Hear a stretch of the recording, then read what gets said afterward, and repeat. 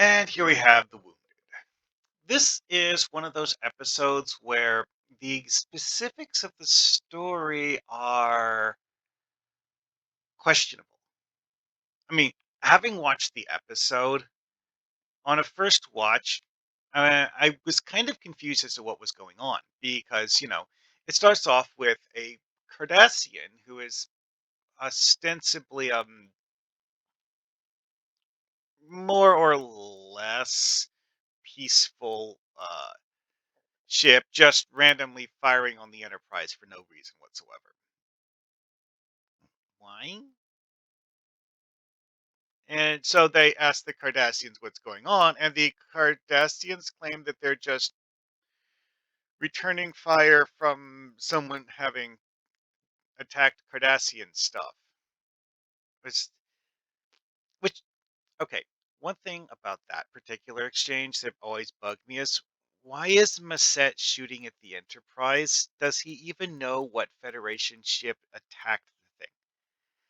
However, one thing we do find out later on is that Masset is absolutely telling the truth about how a Federation ship destroyed a Cardassian outpost. So the Kular system was in the Cardassian, somewhere along the Cardassian side of the Cardassian Federation border, and Benjamin Maxwell took the USS Phoenix and blew it to bits. Now, Maxwell, when justifying his actions, claimed that the system and the stated purpose of the space station, um, it's impossible for it to have actually been scientific research station. Thing is, Maxwell was guessing. And that is where this episode gets weird because of the fact that Maxwell isn't right, but he's also kind of sort of not wrong. Okay, like the basic gist of the story here is that the Federation, the Cardassians, had a peace treaty, and the Cardassians are supposed to, not militarize the border and stuff like that.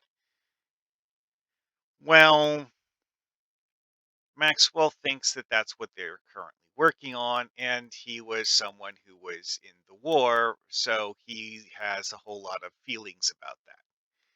One thing that's noteworthy about this episode is that since this is the first episode after Miles O'Brien marries Keiko, they have a lot of Miles O'Brien and Keiko in this episode.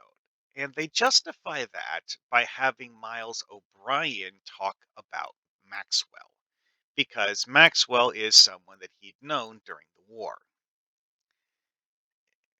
And that adds a whole lot of depth to the whole scenario, because you know how, approximately, anyways, Maxwell is thinking and feeling about this whole thing, and from someone who used to serve under him. And you get the feeling that Maxwell is overstepping his duties and not, actually doing things the right way. But also, you get the impression he is kind of sort of onto something. And quite frankly, this is one of those things where you're like, yes, but why would the Federation tell the Cardassians they're not allowed to have armed border posts? I don't understand that at all. I get the feeling certain aspects of the story are a bit too vaguely defined to make sense from a real world perspective, because you wouldn't have unarmed borders. You just wouldn't.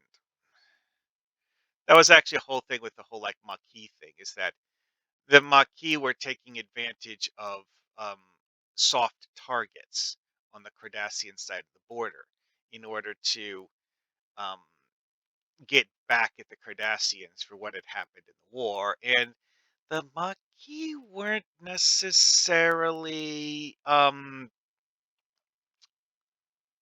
doing the right thing. The Maquis were acting out of, anger and a desire for revenge and not actually trying to figure out what would be the, morally right thing to do in a situation.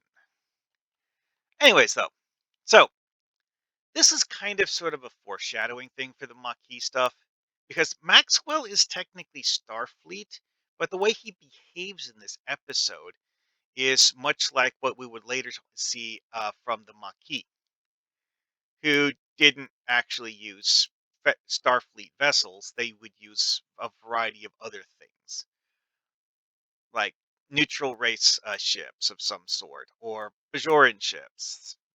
There were several of those, actually, because a large percentage of the Bajoran Space Navy got blown up in the Bajoran Cardassian War, but there were a handful that survived and ended up in the hands of the Maquis.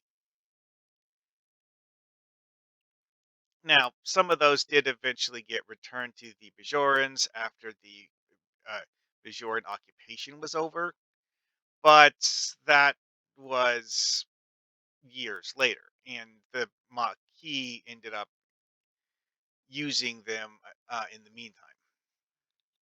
Now, in this particular episode, the whole crux of the matter here, though, is that Picard is investigating Maxwell's actions while Gulmasset, who is played by Mark Lamo, who would later on play Gul Dukat in a lot of episodes, but he only plays Masset in this one episode. Anyway, so Gulmasset is here to attempt to enforce the peace because, quite frankly, having Maxwell just flying around blowing the hell out of uh, Cardassian colonies and research stations or whatever other kinds of border outposts is a problem because he's also been blowing up what any and all Cardassian ships that he comes across too. And that is where the crux of the whole thing really, really gets interesting.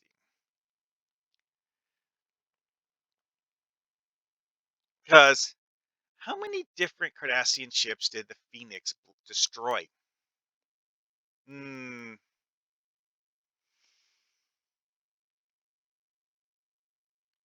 Oh, this is also another thing is that there's a flaw in the Phoenix's shielding caused by the high energy sensor sweep that it would do.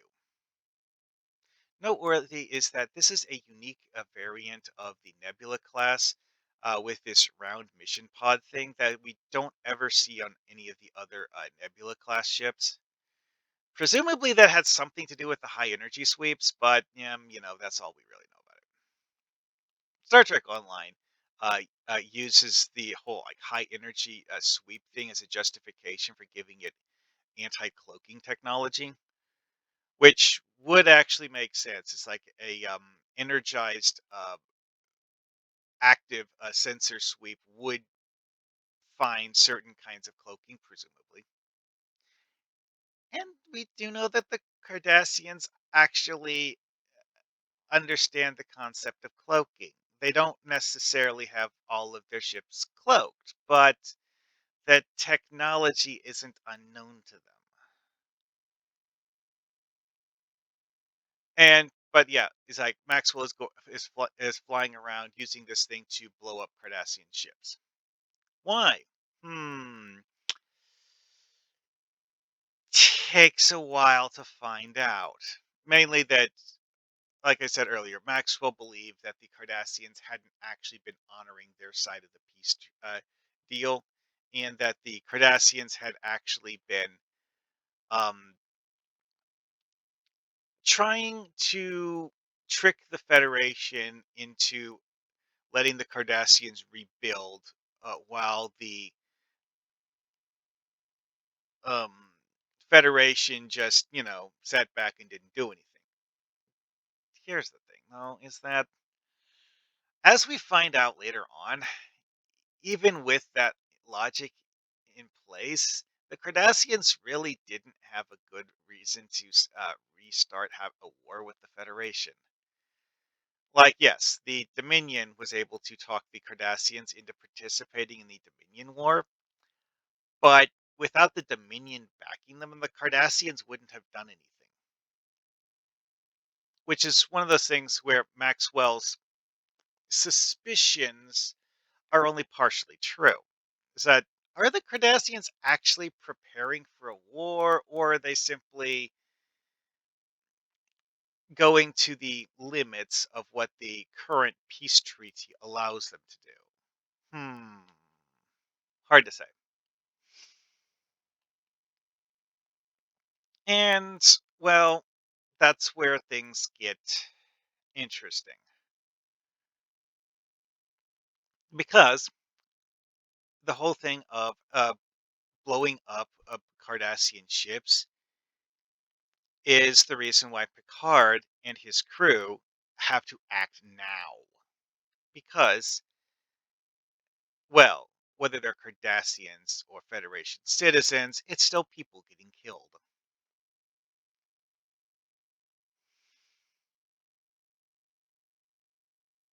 Oh, and yeah, Captain Picard gave one of the Cardassian ships a uh, uh, a command code to be able to force the Phoenix's shields to drop in the middle of the fight, which did cause the Phoenix to take damage, but not enough to actually prevent the Phoenix from destroying the warship that was fighting it. That's another thing about this. This episode depicts Cardassian ships as being technologically inferior to Federation vessels. Because this Cardassian warship, mm, hmm, yeah, we don't actually get to see what design it is.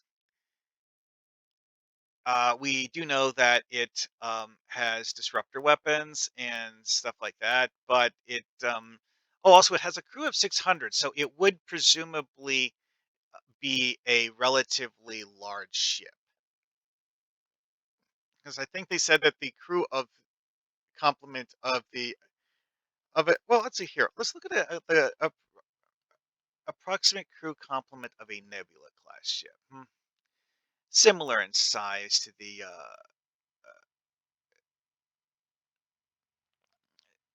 Galaxy class, of course. Um, do do do. Here we are. This says that it has accommodation for 750 officers and crew. Okay. So yeah, 600 is actually a pretty similar size of vessel to a Nebula class ship, but it lost a pretty one-sided fight. And here we have the version with the disc thingy on it. This is, in some cases, stated to be a torpedo pod to increase the firepower, which isn't what Maxwell's using.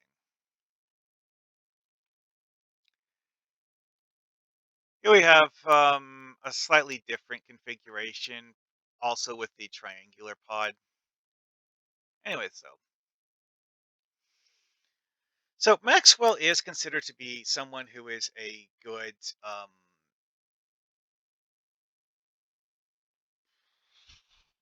well, in terms of like wanting to protect the Federation, anyways, officer. Was married, had children. His family got killed on the outpost at Setlik 3, apparently.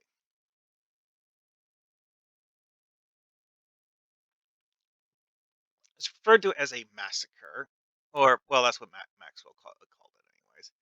Um, the outpost got attacked by the Cardassians, and everyone died.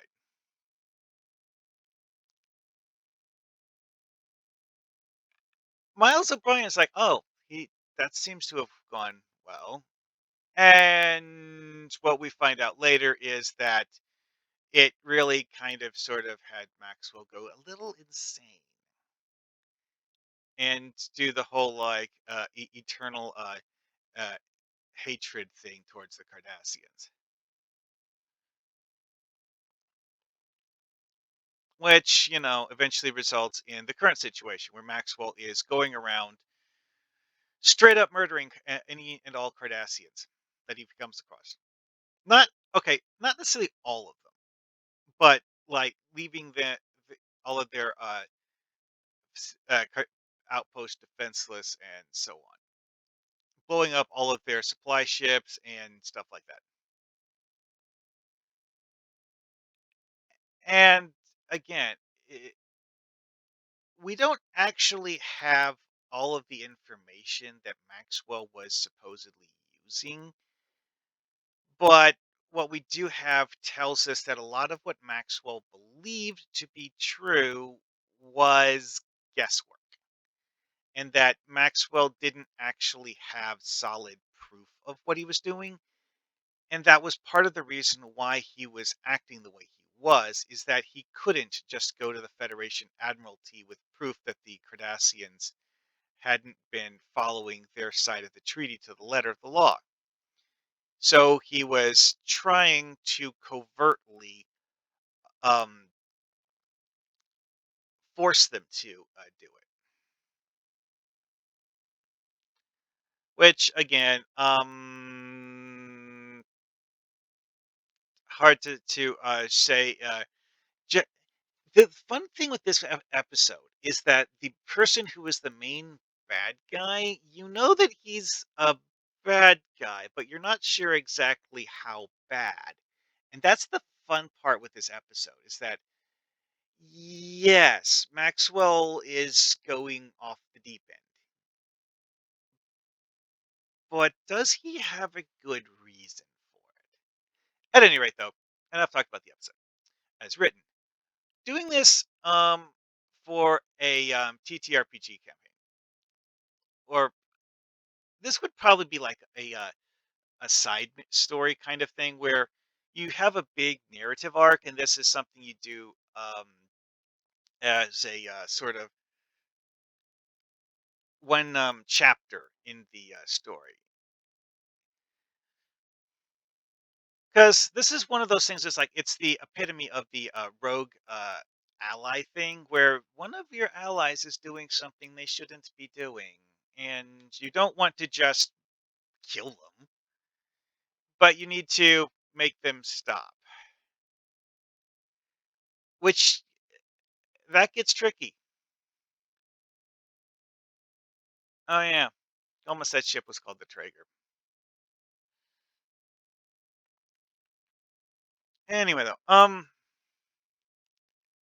we didn't actually see the Traeger very much because Masset actually, due to wanting to not spook Maxwell, uh, Masset and his aides actually uh, traveled on board the Enterprise while the Enterprise was going around trying to hunt down Maxwell.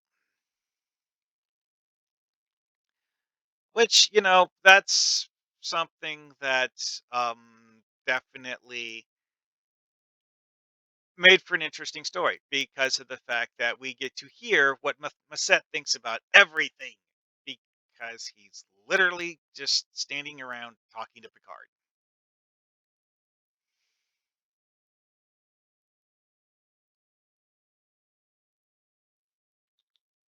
Anyway, though,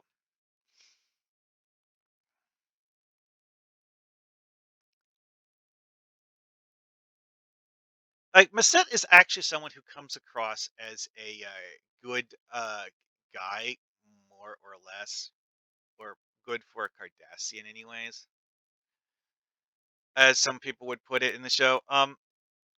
Worf, of course, thinks that Cardassians are dishonorable and so on and so forth. And again, I've mentioned this several other episodes. Worf going on and on and on about honor often makes no sense because of the fact that he's talking about honor to people who don't care about honor. and talking about people who also don't care about honor. So why is he even bringing it up? It's one of those Planet of Hats things. It's like Worf's shtick is talking about honor in TNG a lot of the time. It's not the only shtick he has, but it's something he often does for reasons that seemingly don't matter. And that is something that comes across as very unfortunate. Anyways, though, so what would I have players do if I was going to have players do running a mission like this? Well, the starting script for this one is actually pretty interesting. I mean, like, you could have the players do a choice between, trying to fire on to hail the Cardassian ship or fire on it to disable it or something. Maybe you would have certain, especially murder hobo adjacent players decide to just blow up the Cardassian ship and not bother talking to them at all, which, I mean, like I said, that's the murder hobo option. Especially when, are supposed to have a peace treaty with these people and thus have a good reason to um, want to find out why they're shooting at you when you're supposed to have a peace treaty with them and so on and so forth. And that's part of the thing that's interesting is that they use it. This was set up for a campaign. Okay, this was used to introduce the whole concept of Federation Cardassian border conflicts, which later on is a major plot point and something that the um, what would be the players in your campaign would spend a lot of time on is that dealing with these border conflicts because the Cardassians aren't actually directly violating the treaty that they signed. Granted, they're not arguably only following the letter of the treaty, and sometimes pretending to follow the letter of the treaty and not actually following the letter of the treaty. But for the most part, they're doing what they're legally required to do, for the most part. And that means that it's a tenuous piece, but it is actually a piece. And thus, the players would have as their goal to maintain the peace as much as they can and not just, do what Maxwell did. You don't want to do what Maxwell did. That is actually an interesting point with this one is that it doesn't really say a whole lot about what Maxwell's fate would be because of the fact that it ends with Maxwell resigning his command, telling his first officer to take over as captain of the Phoenix, and getting locked up by Picard in the Enterprise's brig. And that's the last we see of Maxwell. We literally have no idea where he goes after that in the TV show. Some of the other stuff deals with this, and having Jellicoe and Chakotay deal with Maxwell in later stories set in the Dominion War era, I guess. Mm, but oh, actually, you know what? They actually did make a module for the Star Trek Adventures role playing game. Huh. Okay. Didn't know that. Huh. This doesn't actually say what the module does, though. Just that it involves having Maxwell as the captain of a ship called the Peckwood, which does stuff in the DMZ. Oh wait, Maxwell goes to rescue several Maquis. Oh, so that these Maquis can help fight the Dominion. Okay. Well, that's a simple premise, I suppose. Again, though, Maxwell is presented as being someone who is something of an expert in Cardassian relations. He's not someone who is just guessing. He is guessing, but he's not just guessing. He knows that the Cardassians are. He knows what the Cardassians' objectives are. So he knows that X, Y, and Z are going to happen, or X, Y, and Z are what the Cardassians want to happen. The question is how they're going to make it happen. And thus, some of the things that he states are actually things that do kind of sort of make sense. It's like Cardassians building a scientific research station in what is seemingly a ordinary solar system along the border. Why? Maxwell didn't actually verify that though. Anyway, though, so having I wouldn't actually personally use Maxwell in this or anything. There's like that's the other part about this is that this whole thing is tied into a specific story arc from the TV show. Like you could set a Star Trek Adventures campaign in the same time period as things in the TV show, but I wouldn't personally have them directly connect to the events. Like, you know, maybe you could do a thing where you're doing the Setlick 3 thing, because that is actually an interesting thing about this episode is that this episode established a whole lot of lore things. It's like the Maxwell's entire backstory. Well, it's not just Maxwell's backstory; it's the backstory of the Cardassian Federation conflict, and that sets up a whole lot of stuff that gets used in later episodes. And this is ultimately an episode where the episode as aired is set up. I wouldn't copy it for that reason. However, using the tropes the episode portrays, those would be interesting plot seeds, but you would have to repurpose all of them. Because again, it's that unless you're going to do the Cardassian Federation political intrigue from late TNG and early DS9, you don't have a reason to play this out as done as aired in the episode. You could, make up a new alien race that's on the different Federation border because, as we know, the Federation has a lot of those.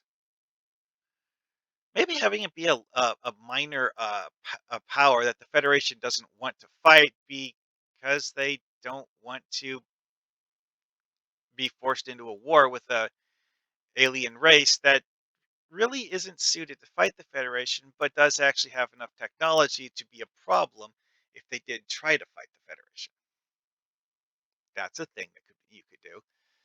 At any rate, though, I'm starting to ramble. Again, lore building episode.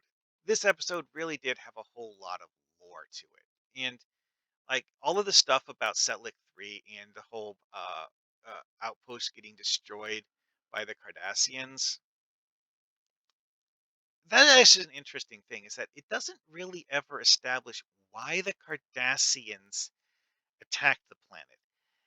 And also, while it's referred to as a Setlick 3 massacre, it actually is canonically less than 100 civilians killed. It's like, wait, how many people were there if the Cardassians killed less than 100 in what was described as a massacre? Yeah, the Cardassians believed that it was a staging ground for an assault on Cardassian space, or that's what some of them claim. Okay.